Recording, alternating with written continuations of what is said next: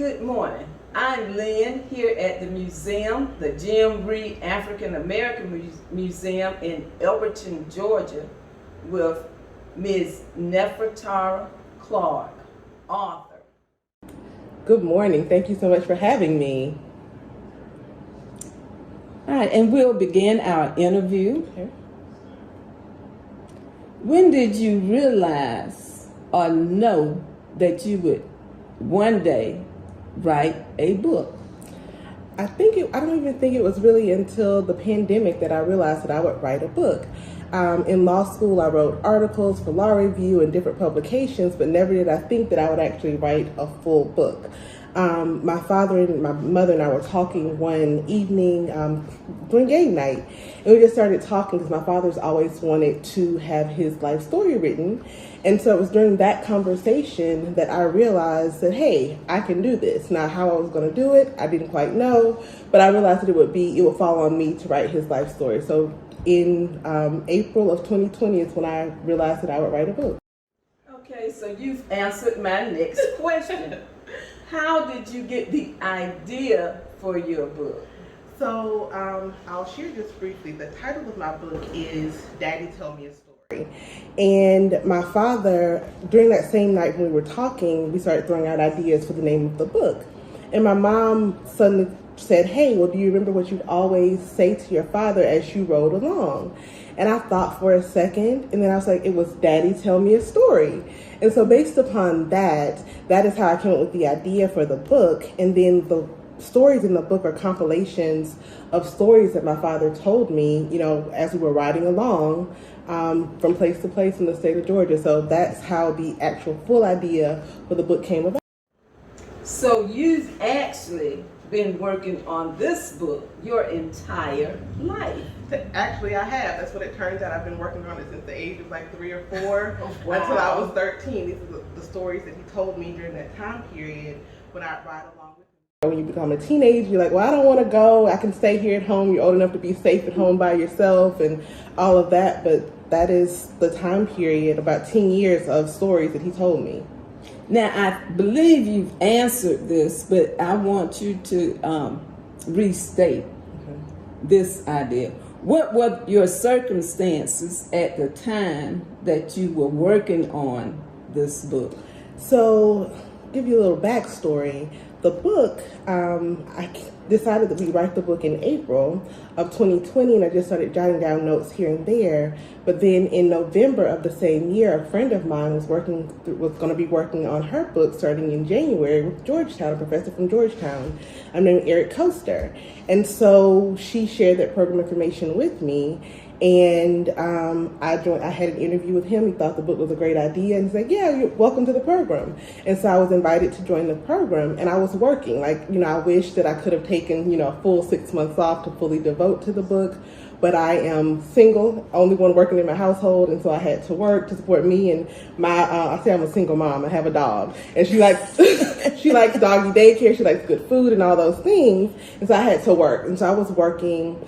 By that time, the court had figured out how to have Zoom court and WebEx court, so I was working, running a practice in Atlanta, and also having to, dig out a few hours a week to work on the book. And so those were my circumstances as I was trying to complete the work. It was hard at times, but I just persevered and just had a goal, and I just kept pushing toward that goal. Okay, now we've made one assumption that everyone knows your career, but there are many people out there who probably have no idea who you are or what you actually do for a profession. So go ahead and enlighten our audience, please. Thank you. First of all, I have to say, Miss Ham White was my 6th grade science teacher. I'm a graduate, a 2001 graduate of Elberton County Comprehensive High School. From there, I went to Savannah State University, and from there, I went to Southern University Law Center in Baton Rouge, where I have my law degree from. I also have a Master's of Law from UConn in Connecticut with a concentration in insurance. So I practiced law. I was a public defender in Fulton County for a little over 7 years in the major crimes division, so all of the 7 deadly sins, those types of cases. I've been successful at trying. And then in 2015, I entered private practice with my father, John M. Clark. So in Elbert County, a lot of people know him in Elbert County, Clark County in the Northeast Georgia area. But entered private practice with him and opened a practice in Atlanta. And so I'm a lawyer. That's my primary job. I do a lot of other things, but that is my job. So, I'm getting ahead of the questions, but is there a murder mystery book or anything like that in the works? There are no murder mystery books in the works at this time. The Lord might tell me something different, but as of right now, there are no murder mystery books in the works. But it's crazy because the things that I've seen, the things that I've heard, I could definitely write some juicy thrillers for sure. Sure. All right, and Daddy, tell me a story. Exactly who is the intended audience? So I say you never want to say that everyone is the intended audience for your book. But what I will say is, based upon the types of stories in the book, this book is ideal for middle and high school students who are having to stand up under peer pressure. Because my father has always been, who he is today is who he's always been. And he has always stood up for what he believed in. If he didn't want to do something, he didn't do it. I think it's a great example. Many of the stories are great examples of standing up for what's right and doing what you believe in, even if you have to stand alone. So middle school and high school students. It's also good for, 20 and 30 somethings, simply because the book truly covers from his early childhood up until his later years. And in those 20 and 30 year time periods, he was becoming engaged and involved in the community. And I think so many people in my generation and the generation immediately behind mine, we go to work and we come home. Or now we're working from home. We're just working, not being engaged in the community. And it's not until something falls at your doorstep, happens to you or your niece or your nephew or someone you really love or really close to, that you then want to go to the NAACP or then want to, become active in posting and encouraging people to vote and be involved. And so it's an encouragement for, the 20, 30 somethings to get involved in their communities. And then we have, 40s, 50s and on up. And by the time you're 45 or 50, you've been through some things. You've been through some things, be that health-wise, financially, emotionally, like with the death of loved ones. And so there's stories in the book that just encourage you to persevere, to keep putting one foot in front of the other, despite what you're faced with. And despite, any circumstances any weapons, as we say, that might form against you, because just because they form does not mean that they will prevail. So the book is truly it hits all the different bases because of the number of stories and the wide time span that's discussed in the book. Wonderful. So a very broad audience. Yes, ma'am. Where can we purchase the book? Now, I know today you will have books on you to sell. Yes, but ma'am. if we are not around you and Okay. we want to buy this book, where can we go? So you have a number of options. So they are available via my personal website. And so it's my first and last name, NefertaraClark.com, under the products tab. In addition to that, they're available on Amazon and Barnes & Noble, and working on getting them in some other local bookstores. But for now, they are Barnes & Noble, so you can go online and get them there. Amazon, if you have Amazon Prime, you can get them there. But what I will say, they are a tad bit cheaper on my personal website, so NefertaraClark.com, and you can find out more about me as well as my books. What are your preferred communication channels for your fans? Preferred communication would definitely be via the website to submit a contact form. But we also do have email, because one thing about, I actually have two books. The one thing about Daddy Tell Me a Story is that 100% of the proceeds are being donated to our family's foundation for scholarships at Southern University Law Center and Savannah State University. And so we have an email just for the foundation, and that is J as in John, M as in Mary, N as in Nefertara, and then C as in Clark, ARES at gmail.com. So that's our email address for Daddy Tell Me a Story specifically. So electronic communication is always better, because there's not a chance that I'll miss it, like a phone call with messages and things like that. Wonderful. So other than writing, do you have other hobbies? I do have other hobbies. Lots of other hobbies. My friends call me B. Smith and Martha Stewart because of the things, but I like to make soap. I like to make body butters and really anything crafty. So those are like my other hobbies that I, enjoy doing, but just don't have as much time to do with, being in private practice and now marketing, my books. So for your fans, what's your favorite color? So it has changed. I loved purple. I still like it, but I loved purple as a child because my dad was like, that's the color of royalty. And so Nefertara, Queen Nefertiti, Queen Nefertara, all these things were like, purple is my color. But I like teal. So that's actually like part of the colors in the book. I love teal and yellow. Those are my two favorite colors, especially for summer. Okay. Now, earlier you mentioned that you had a dog as a child. So what type of dog is it? What color is the dog? How old is the dog? Just all pet questions. Pet questions. Well, I have to start back with my dog, Ivory. That was my baby. Ivory was a Maltese. Ivory was refined and regal. Now, Ivory died during the pandemic, but then I have Gigi, who I got during the pandemic, and she's a true pandemic puppy.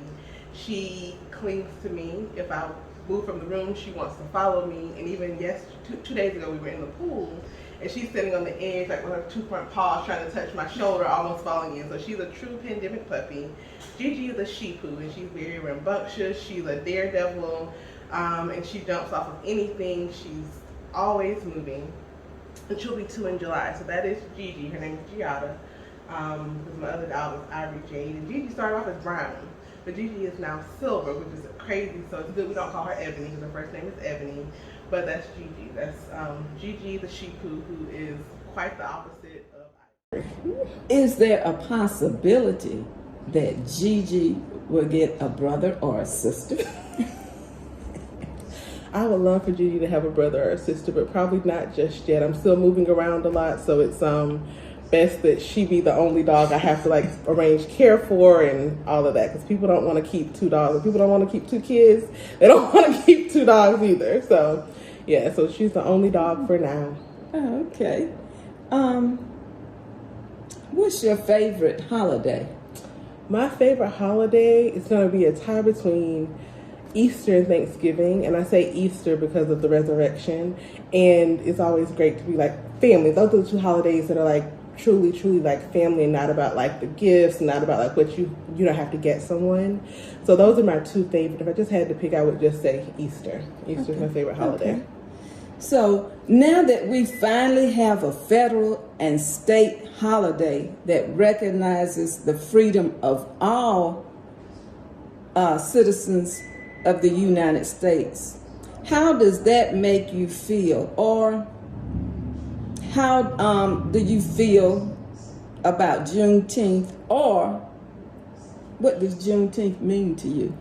So last year when the holiday was recognized, I was ecstatic. I was proud. Even getting like, a little lightheaded right now just thinking about it. I was just like so excited for us to finally have, because we have Black History Month, we know that.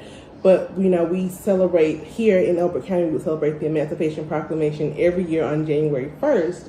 But as we know, because we know our history, everyone wasn't aware of the freedom that we had from slavery on January 1st. It wasn't until, the news reached Galveston that we were like, that they, the ancestors there were just like, we're free. And so it's just an important holiday for us as a people, but for the world, because we talk about critical race theory and which is racism history to me, but we talk about all of these things, and it's important for the world to know, because maybe the fact that there is a holiday will spark some teacher who wasn't teaching, not because they didn't want to, but maybe because they didn't know, to share this information with their students. But with kids having phones now as early as 4 and 5 and 6, maybe they will be sparked to do some research themselves, because I'm the type of person, I can't watch a movie that has any historical facts in it that I'm not aware of without pulling out my phone and Googling and pausing the TV to find out more about that historical fact or that historical information. And so it's just the possibility of others who know our history, and even some of our own people, Black and brown people who don't know our history, who have the blood of slaves running through their veins, to know more about their history and the history of this country. So it's American history, as we say. African American history is American history. And so Juneteenth is just more information about American history that's finally being put out into the world for the masses to be aware of. It's a very proud moment for sure. Just as I am very, very proud.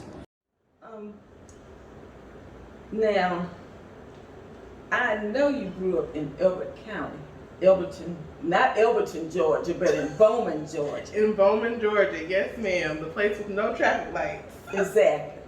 Well, exactly what was that like, looking back as an adult? What was that like growing up in a small rural community?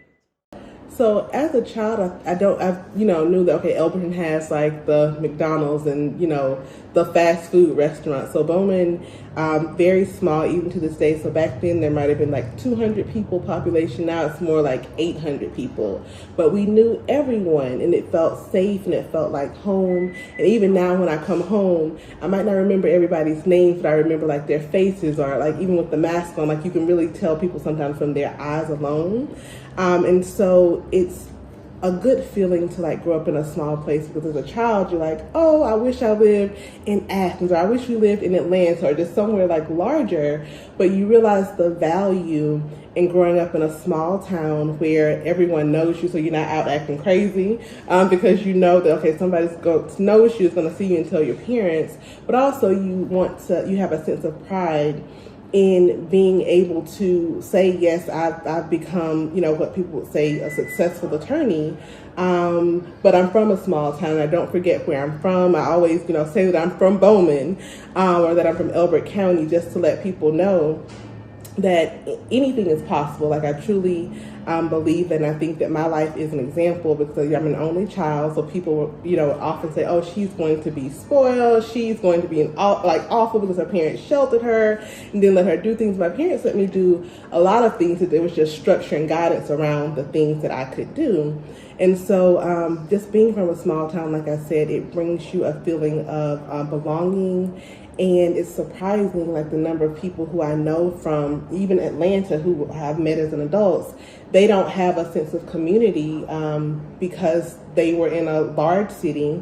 They didn't do anything, maybe went to church occasionally or went to church every Sunday, but they didn't have that community because they didn't know their neighbors or anybody outside of their neighborhood. And so I love being from a small town, being able to tell people, yes, I'm from Bowman, Georgia, population, 806 probably. So I am proud to be from Bowman, Georgia, and Elbert County, and to be a successful product of the Elbert County public school system. Wow. That's nice. Very, very nice sentiments. Here I am with our last question. Okay. What, if any, special messages or words of encouragement would you share with young people growing up in Elbert County today? So one primary thing that I would say is, like, education matters. Like, you might feel that you don't understand a topic in school, or you're not doing well in that subject, but it's important to, because everyone doesn't have the same type of parent. And once we get to a certain age, we're able to say to the teacher, can you help me with this? Is there some additional work? And one thing that I will say Miss Pam Wilson was my 10th grade English composition teacher. She recently passed away, but that was a class, like, I always had good grades, and so when I got to her class, she was giving me like B's, and my dad was like, this is not going to work. So we met with her, and she provided additional things to help me develop my writing. And so that is something that, even if you don't have a parent who can help you with that, especially as you get to middle school and older, you're able to assert yourself more and know what your problem areas are and work on that particular subject or those subjects, because you want to excel with your education. Like, it's cool to play sports. I was an athlete. I played fast pitch softball all the way through college, but the education is what has gotten me to where I am in life.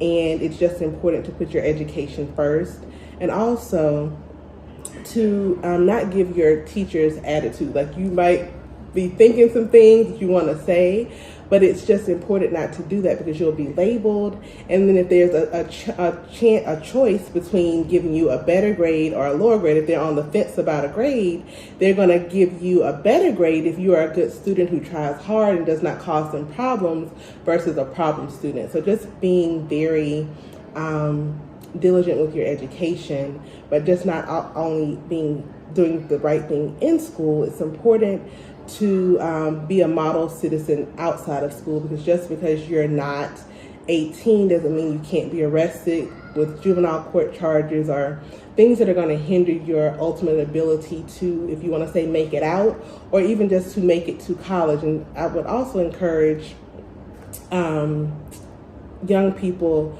who do go to college and even go to the military to come back to Elbert County to make a living here, because I know that I did not, but I do still work here.